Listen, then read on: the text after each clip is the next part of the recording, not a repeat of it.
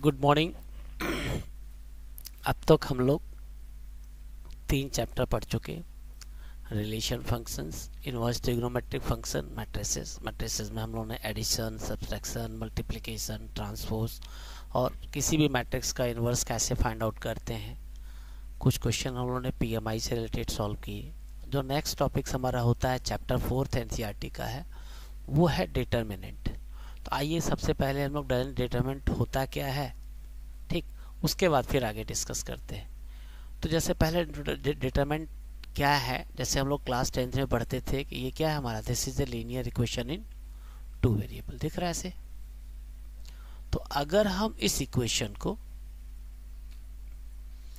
Matrix के form पे लिखते तो एक्स वाई के कोफिशिएंट इक्वेशन 1 से a1 b1 a2 b2 और वेरिएबल को ऐसे लिख दिया। और ये देखना है कि अगर आप इसका मल्टीप्लाई करते तो a1x प्लस b1y ये पहला इक्वेशन, a2x प्लस b2y ये दूसरा इक्वेशन, ठीक। तो आइए जरा सा हम लोग देखा है इसको और सॉल्व कैसे करते हैं। Now this system of equation है, जब भी इसको सॉल्व करते हैं हम लोग तो क्या इसका यूनिक सोल्यूशन निकलेगा कि नो सोल्यूशन निकलेगा, इस तरह से क्लास 10 से पढ़ा था हम लोगों ने। तो अगर इसका यूनिक सोल्यूशन निकालना होता तो हम क्या करते थे, a1 b2 minus a2 b1 को फाइंड आउट कर लेते थे, इसी के हेल्प से बता देते थे। अगर ये वैल्यू 0 के बराबर नहीं होगी तब तो ये हमारा यूनिक सॉल्यूशन होगा। अगर ये 0 हो जाएगी तो इसकी वैल्यू में भी यूनिक इनफाइनाइट सॉल्व होगा या नहीं होगा, कोई उसमें कोई वो नहीं। तो आई तरह आगे बढ़ते हैं हम लोग। तो मेन हमको करना क्या है कि हमने ये देखा कि जो ये मैट्रिक्स हमने बताई a1 b1 a2 b2, अगर हम इसको a से रिप्रेजेंट कर लेते इस तरह से, ठीक, और जब आप इसको एक्सपेंड करते तो यही बस बताना है कि ये जो स्क्वायर मैट्रिक्स है ना हमारी, तो जो स्क्वायर मैट्रिक्स होती है या इस स्क्वायर मैट्रिक्स को निकालना होता तो इसी स्क्वायर मैट्रिक्स को अगर हम लोग इसकी वैल्यू पता कर लेते कि आखिर इस स्क्वायर मैट्रिक्स की वैल्यू कितनी है, तो उसी वैल्यू को हम लोग डिटर्मिनेंट से एसोसिएट कर देते हैं।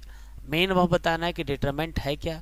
डिटर्मिनेंट का आगे चल के बड़ा रोल है वाइड एप्लीकेशन, इंजीनियरिंग में, साइंस में, इकोनॉमिक्स में, सोशल साइंस एक्सेट्रा में। और सबसे ज़्यादा तो डिटर्मिनेंट से हम लोग linear equation in 2 variable, 3 variable, 4 variable Cramer rule से सॉल्व कर सकते हैं, ठीक। डिटरमिनेंट के हेल्प से कुछ हम लोग इन्वर्स भी निकाल सकते हैं। तो इसका बहुत ब्रॉड एरिया है। आइए हम लोग शुरू करते हैं आखिर डिटरमिनेंट होता क्या है। तो एक्चुअली डिटरमिनेंट की जो डिफिनेशन होती है ना, सिंपल ऐसे है कि जितने भी स्क्वायर मैट्रिक्स होते हैं, every square matrix is associated from a fix number. वो किसी न किसी फिक्स नंबर से, या तो रियल नंबर से या कॉम्प्लेक्स नंबर से एसोसिएटेड होती हैं। जब उस नंबर को पता करते हैं हम लोग, फाइंड आउट करते हैं, तो उसी को हम लोग डिटर्मिनेंट्स कहते हैं। जैसे मान लीजिए कि a is equal to aij square matrix of order n है। तो जब आप इसका डिटर्मिनेंट निकालोगे तो डिटर्मिनेंट के लिए क्या करेंगे, इसी को हम लोग लिख देंगे DET ऐसे करके, डिटर्मिनेंट ऐसे लिख के DET a लिख दिया हमने, ऐसे लिख देंगे। और बस करना क्या है कि यहाँ पे जो ये सिंबल ऐसे बना था ना, आप क्या करोगे, इसको ऐसे करके इसमें बदल दोगे। और यहाँ पे हमने इसको लिख दिया, ये मॉड नहीं है, दिस इज AIJ, ऐसे हो गया हमारा ये AIJ आपका। तो इस तरह से जब रिप्रेजेंट करेंगे तो इसी को, तो आपको बस डिफिनेशन के नाम पे क्या बताना है कि जितने भी स्क्वायर मैट्रिक्स होते हैं वो किसी न किसी रियल नंबर या कॉम्प्लेक्स नंबर से एसोसिएटेड होते हैं। जब हम उस नंबर को पता करना पड़ता है, ठीक, तो उसी का हम लोग डिटरमिनेंट निकालते हैं। जैसे फॉर एग्जांपल, ठीक। इसके बाद जैसे हमने बताया क्या पे कि अगर मान लीजिए कि स्क्वायर मैट्रिक्स है, तो आखिर ये स्क्वायर मैट्रिक्स किस नंबर से एसोसिएटेड है। तो देन डिटरमिनेंट ऑफ ए जो होगा, इसको क्या करेंगे, यहाँ पे तो ए है, तो ये जो सिंबल हम लोग, इट इज़ नॉट मॉड, ये इसको डिटरमिनेंट पढ़ेंगे। बस यहाँ पे जो स्क्वायर वाला ब्रैकेट था इसको इस तरह से रिप्लेस कर देंगे। चाहे डिटरमिनेंट ऑफ ए लिखिए, चाहे ऐसे लिखिए, चाहे ऐसे, इसी को डिटरमिनेंट कहते हैं, ठीक। और एक चीज़ और ध्यान रखना है कि डिटरमिनेंट हमेशा स्क्वायर मैट्रिक्स का ही निकलेगा, ये क्लियर करना है। इसके बाद दूसरी चीज ये हम लोग बता देंगे कि हम क्या करें, डिटर्मिनेंट्स को एज ए फंक्शन भी डिफाइन कर सकते हैं। We can define determinants as a function. तो ऐसे फंक्शन में क्या करते हैं हम लोग कि अगर हम क्या करते हैं फंक्शन ऐसे ले लेते हैं कि F such that m tends to k, where m क्या है, m जो हमारा होगा इट इज ए कोई भी स्क्वायर मैट्रिक्स होगा, k क्या है हमारा, k हमारा कोई भी रियल नंबर या कॉम्प्लेक्स नंबर हो सकता है। तो जब हम लोग उसको डिफाइन करेंगे तो m is a set of square matrix, k is a set of number चाहे रियल हो चाहे कॉम्प्लेक्स नंबर हो।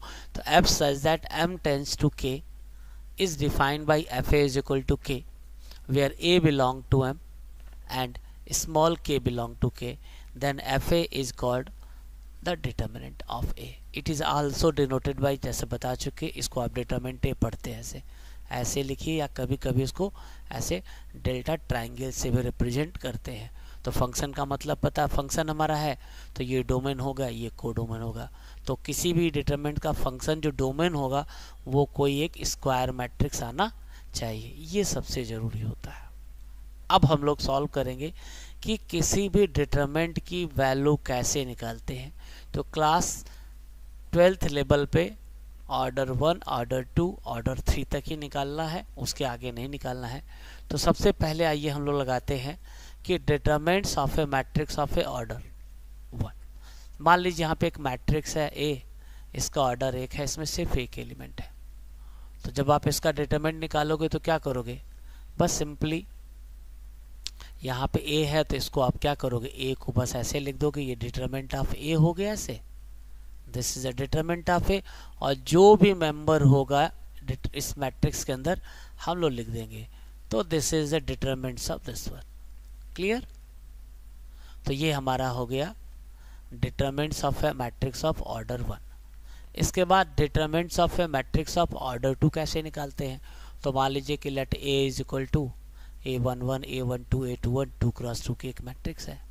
तो जब इसका डिटरमिनेंट निकालेंगे हम लोग तो देन डिटरमिनेंट ऑफ A निकालें आप, तो DTA लिखिए चाहे ऐसे लिखिए, या आप इसको डेल्टा से रिप्रेजेंट करिए।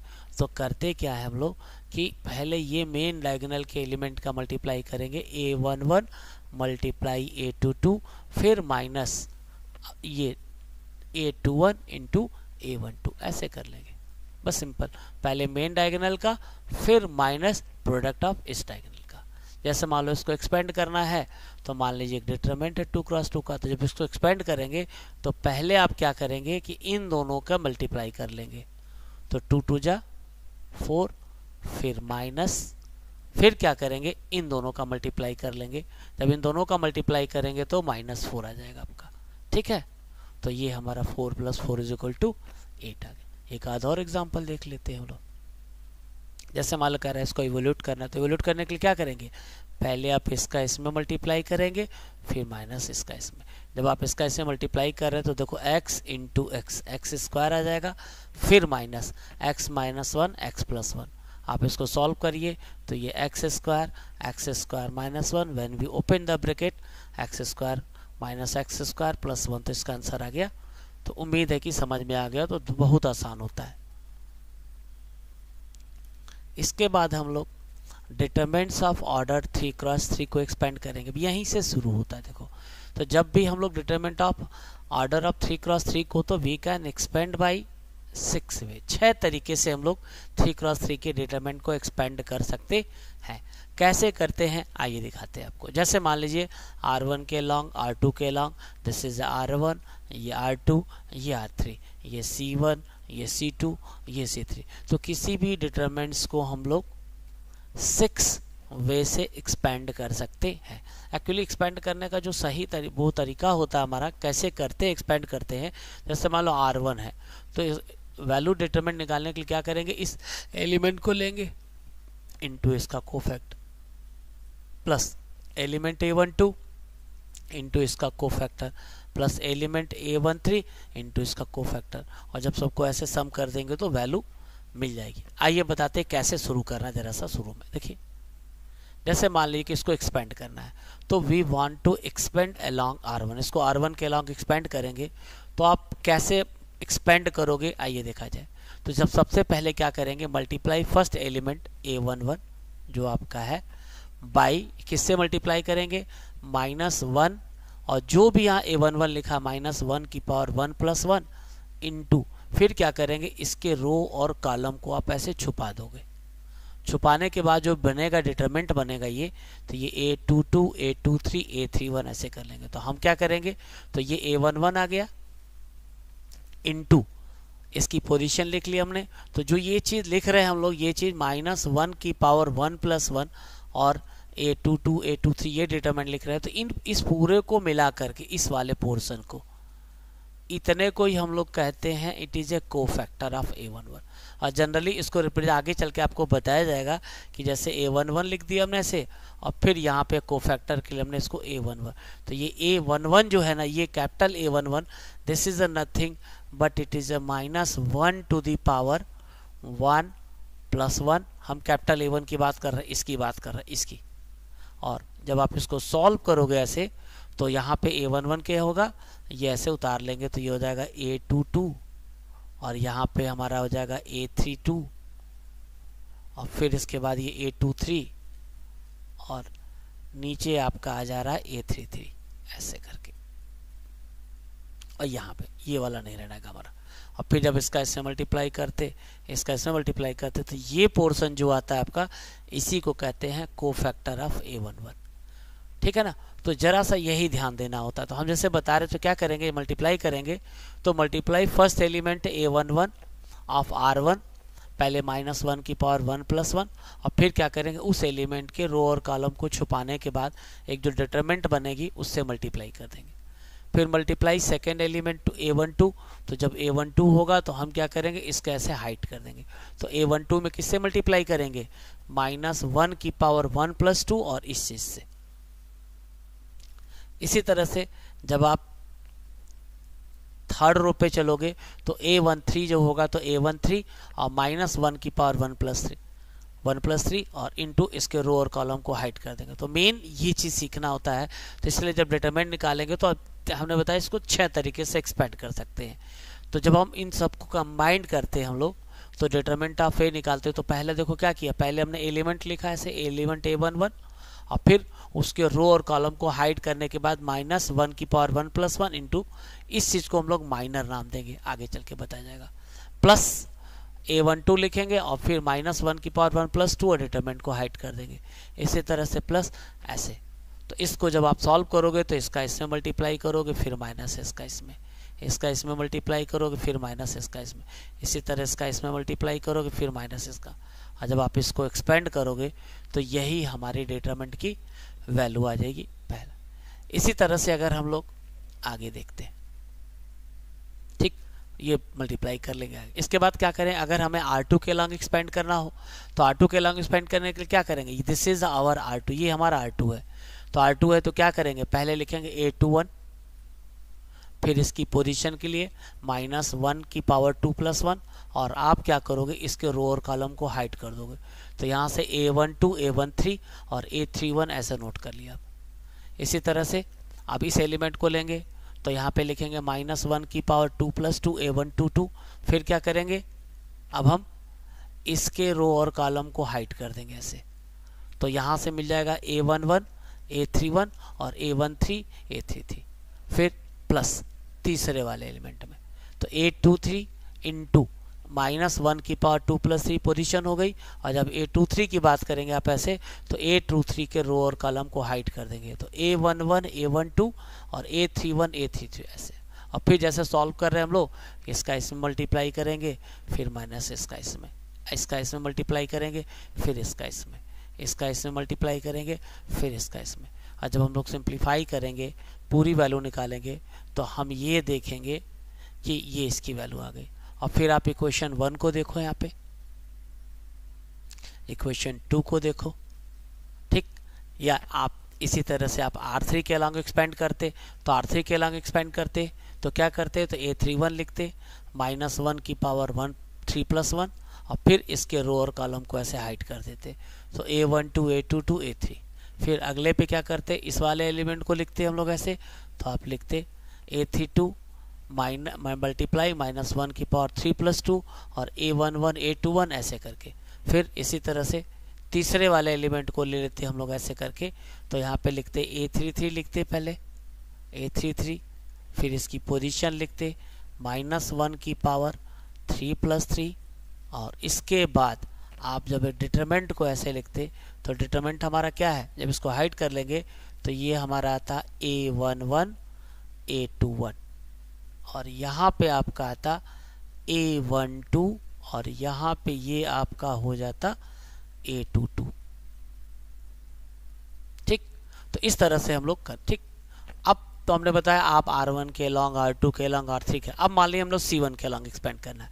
जब आप C1 के लॉन्ग एक्सपेंड करोगे तो ये हमारा C1 है, तो C1 में पहला एलिमेंट हमारा A11 होगा, तो यहाँ पे A11 लिखेंगे, इसकी पोजीशन -1 की पावर 1+1, और फिर क्या करेंगे, इसके रो और कॉलम को हाइड कर देंगे, तो A22 A23 A31 ऐसे लिख दिया हमने। क्लियर। इसके बाद फिर A21 की बात करेंगे तो A21 मल्टीप्लाई -1 की पावर 2+1, फिर हम क्या करेंगे, A21 को और रो और कॉलम को हाइड कर देंगे, तो यहाँ से जब करेंगे तो A12 A13 A32 A33 आ गया। इसी तरह से थर्ड वाले पे A31 की बात करेंगे, जब आप A3 को सॉल्व करोगे ऐसे तो ये A3 आपका आ गया, तो यहाँ पे लिखेंगे A31 -3 मल्टी इंटू -1 की पावर 3+1, और फिर इसके रो और कॉलम को हाइड करने के बाद A12, तो ये पता है ये जो पोर्शन होता है इसे माइनर कहते हैं, और माइनर के साथ प्लस या माइनस का साइन लग जाएगा तो उसे कोफैक्टर कहेंगे, और ये एलिमेंट है। तो इसी से हम लोग कंक्लूजन ये निकालेंगे कि किसी भी डिटरमिनेंट की वैल्यू निकालनी होती है, जैसे मान लो C1 के अलॉन्ग एक्सपेंड कर रहे हैं, तो एलिमेंट इनटू इसका कोफैक्टर प्लस एलिमेंट इनटू इसका cofactor plus element A31 into इसके कोफैक्टर से वैल्यू मिल जाएगी। तो कंक्लूजन इससे ये निकलेगा कि किसी भी डिटरमिनेंट की वैल्यू हमें निकालनी होती है तो किसी रो या किसी कॉलम के एलिमेंट इनटू उसके रिस्पेक्टिव कोफैक्टर के मल्टीप्लाई करके सम कर देंगे तो हमें उस डिटरमिनेंट की वैल्यू मिल जाती है। ठीक, बस ध्यान ये रखना होता है कि जब भी आप एक्सपेंड करना, कैलकुलेशन आसान होना हो, तो उसी रो या कॉलम को एक्सपेंड करिएगा जिसमें ज़्यादा से ज़्यादा जीरो आते हैं। ठीक, हाँ, अब जैसे माइनस लगाना चाहते हैं तो हम लोग डायरेक्ट प्लस माइनस का साइन लगा सकते थे। जैसे प्लस माइनस का साइन लगाते तो यहाँ अगर 3×3 का होता तो प्लस आता, माइनस आता, प्लस आता, फिर ये माइनस आएगा, फिर ये प्लस आता, फिर माइनस आता, फिर प्लस, फिर माइनस हो गया। डायरेक्ट आप वो ना लगा कर डायरेक्ट साइन लगा सकते हो, A11 A12 A13 A21 A22 A23 A31 A32 A33 ऐसे बना सकते थे आप। अब आइए आगे बढ़ते हैं हम लोग। अब जैसे कुछ और एग्जांपल तो मैंने बताई, एक्सपैंड उन्हीं को करना, उसी रो या कॉलम को एक्सपेंड किया जाता है जिसमें ज़्यादा से ज़्यादा जीरो। जैसे हमने कहा कि एक एग्जांपल आपको बताते हैं। एग्जांपल में क्या है, दो मैट्रिक्स है, ए है एक बी है। तो यहाँ पे क्या कर रहा है कि ए दिया है बी दिया है, तो हम है then it is easy to verify A is equal to 2b also. तो हम यहाँ पे क्या देख रहे हैं, आइए देखा जाए। अगर आप डिटरमिनेंट ऑफ ए निकालते आप तो यह आता है 2 × 0 0 -8। डिटरमिनेंट ऑफ ए की वैल्यू -8 आ रही है। ठीक, अगर बी की वैल्यू निकालते तो 1 × 0 और यहाँ मल्टीप्लाई करते तो -2 आ रहा। तो हम क्या देख रहे हैं, हमने ये देखा है कि डिटरमिनेंट ऑफ ए हमारा आ रहा था -8, और इस माइनस को अगर हम 4 × -2 लिख देते, -2 क्या था हमारा, -2 is nothing but it is A B. तो इससे क्या कंक्लूजन निकलेगा, तो हम इसको लिख सकते थे 2 की power 2 into determinant of B. तो इसी से कंक्लूजन निकलेगा हमारा। कंक्लूजन ये निकलेगा कि अगर मान लीजिए एक मैट्रिक्स ये है, एक मैट्रिक्स ये है, और यहाँ पे एक स्केलर है, तो यहाँ पे ये कंक्लूजन हमने निकाला कि determinant of A is equal to 2 की पावर n इंटू, तो जिस हम बाद वाले मैट्रिक्स में 2 से मल्टीप्लाई कर रहे थे और उसका ऑर्डर 2 था, तो 2 की पावर n, तो यहाँ पे जो आंसर आया था कैसे आया था, 2 की पावर n, तो इसका ऑर्डर 2 था, तो 2 की पावर 2 और डिटरमिनेंट ऑफ बी की वैल्यू हमने लिख दी थी। तो इन जनरल एक फार्मूला बन जाएगा, यही आपको ये बड़े काम का फार्मूला है कि अगर आपके पास a इज इक्वल टू के बी कोई मान लीजिए square matrix of order n है, तो जब आप दोनों तरफ डिटरमिनेंट लिखोगे तो ये ध्यान रखना कि जब भी डिटरमिनेंट करेंगे तो determinant of a is equal to k की पावर n, वेयर k तो कोई स्केलर है, n क्या ऑर्डर ऑफ द मैट्रिक्स, तो k की power n into determinant of b, ऐसे की फार्मूला बन जाएगा। यही सबसे बड़ा काम का फार्मूला है ये। Determinant of A is equal to K की power N to determinant of B. बस यहीं पे यही अप्लाई कर दिया गया जैसे। अब आइए कुछ इसमें कुछ और एग्जांपल देख लेते हैं हम लोग। जैसे देखिए, मान लीजिए कि हमको इसको इवोल्यूट करना है, तो इवोल्यूट करना है तो R1 R2 R3, तो हमने कहा था एक्सपेंड करते समय ध्यान रखा जाता है कि उसी रो या कॉलम को एक्सपेंड करना चाहिए जिसमें ज़्यादा। तो हम ये देख रहे हैं कि ये क्या है, दिस इज अवर C3, ये क्या है हमारा C3 है। ये C3 में ज़्यादा से ज़्यादा एलिमेंट आ रहा है, तो हम क्या करेंगे, इसको एक्सपेंड करेंगे अलोंग C3। जब C3 करेंगे तो पहला एलिमेंट लिखेंगे, जब आप इस पहले एलिमेंट को लिखोगे तो यहाँ 4 लिखोगे, इसका साइन प्लस आएगा, इसके रो और कॉलम को हाइड करने के बाद ऐसे लिख देंगे, फिर माइनस दूसरा एलिमेंट लिखेंगे और फिर इसी तरह से तीसरा। तो ये तो पूरा 0 हो जाएगा और यहाँ मल्टीप्लाई करेंगे तो -1 -12, तो -13 × 4 -52 is the value of this determinant. तो ये ध्यान रखना है कि जब भी डिटरमिनेंट को एक्सपेंड करिए तो उस रो या उस कॉलम पे एक्सपेंड अलोंग करिए जिसमें ज़्यादा से ज़्यादा 0। इसको देखो आप, तो यहाँ पे क्या देख रहे हो, इसके डायगोनल के सभी एलिमेंट 0 आ रहे हैं। और ये कैसी मैट्रिक्स है ये पता है, अगर ये मैट्रिक्स होती तो ये स्क्यू होती, क्योंकि डायगोनल के सभी एलिमेंट 0 हैं और अगल बगल के एलिमेंट तो एक ही जैसे हैं, बस साइन प्लस माइनस है। तो हमेशा दिमाग पर रख लेना है कि अगर कोई स्क्यू सिमेट्रिक मैट्रिक्स होगी तो उसके डिटरमिनेंट की वैल्यू 0 है। तो यहाँ हम इसी को आई दिखाते करके कैसे, तो आप क्या करो, इसको एक्सपेंड करो, किसी के अलॉन्ग एक्सपेंड कर दो, R1 के R2 के R3, क्योंकि सब में एक एक 0 आ रहा है।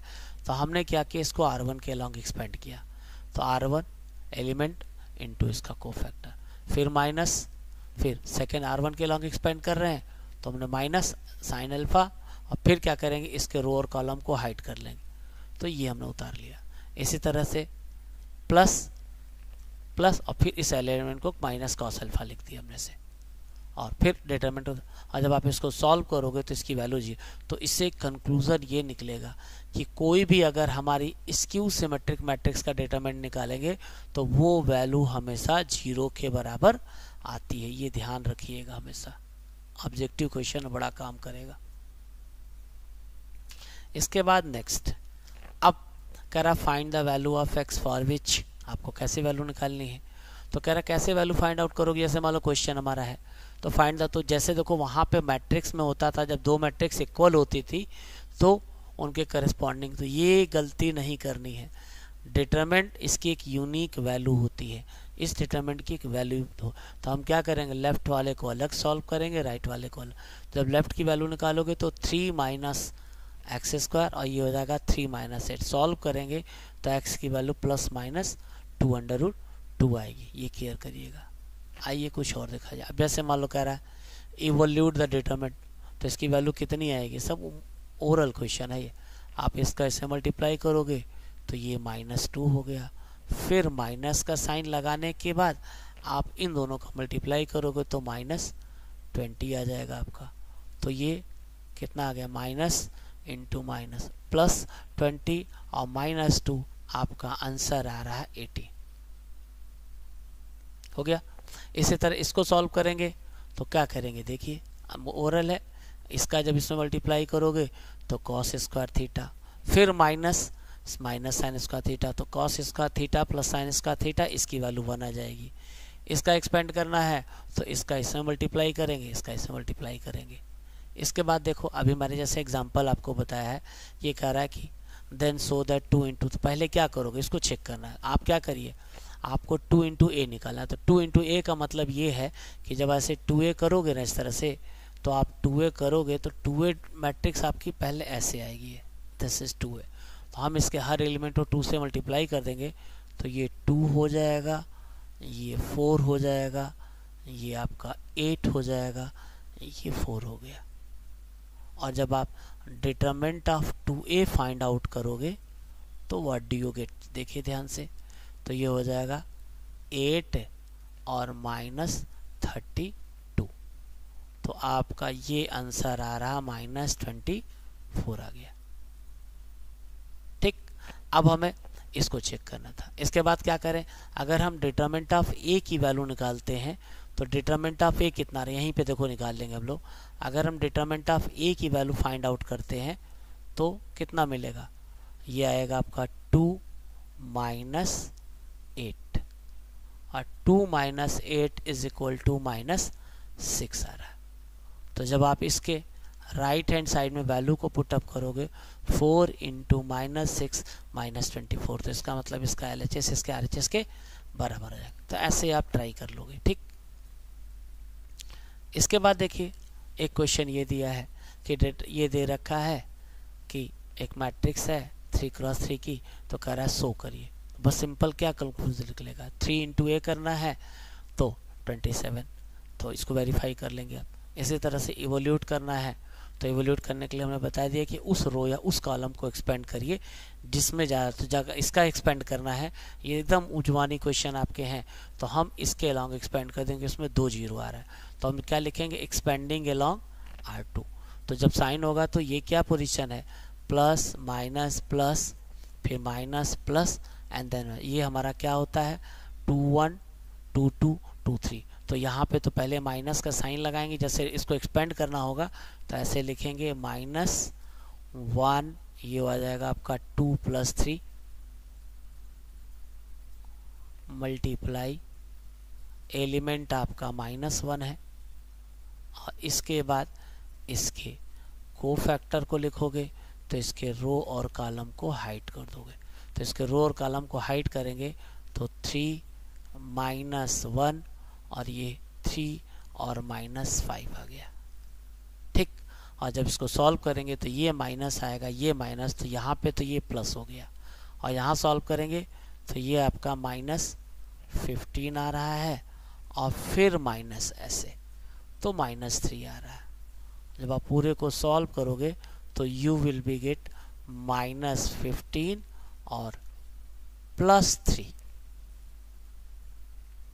तो इट इज ए -12, इसकी वैल्यू -12 आएगी। कहने का मतलब है कि आप इसको चाहे R1 के लॉन्ग एक्सपेंड करो, R2 के, R3 के, C1 के, C2 के, C3 के, इसकी वैल्यू हर बार -12 भी, क्योंकि ऐसे ये ध्यान, इसी तरह आप इसको सॉल्व कर लोगे। बस अब एक्सपेंड करने की प्रैक्टिस करनी है आपको। ये जो भी क्वेश्चन हमारे हैं, कुछ करना धरना नहीं, सिर्फ एक्सपेंड करना है। हर तरह के क्वेश्चन, जैसे मैंने बता दिया आपको कि मान लो 7 8 एक ही तरह का क्वेश्चन है, सॉल्व करना है, तो मान लीजिए इसी को सॉल्व करना है, तो कैसे सॉल्व करते, तो इसका ये कितना आता है, ये 5 2 जा आपका ये 10 आ जाता और -12 आता, और इज इक्वल टू इसको सॉल्व करते तो इसका इसमें मल्टीप्लाई करते तो ये हमारा 5x आता और -6x आता। जब आप इसको सॉल्व करोगे तो इधर तो ये -2 हो जाएगा and this is a -x, after can we will get x is equal to 2, तो ये आपका आंसर आ जाएगा। इस तरह से आप बड़े आसानी से क्वेश्चन को सॉल्व कर सकते हो। तो ये पूरी एक्सरसाइज कर लोगे। अगले वीडियो में हम लोग मिलेंगे प्रॉपर्टीज ऑफ डिटरमिनेंट्स, ठीक। इसके बाद फिर थैंक यू।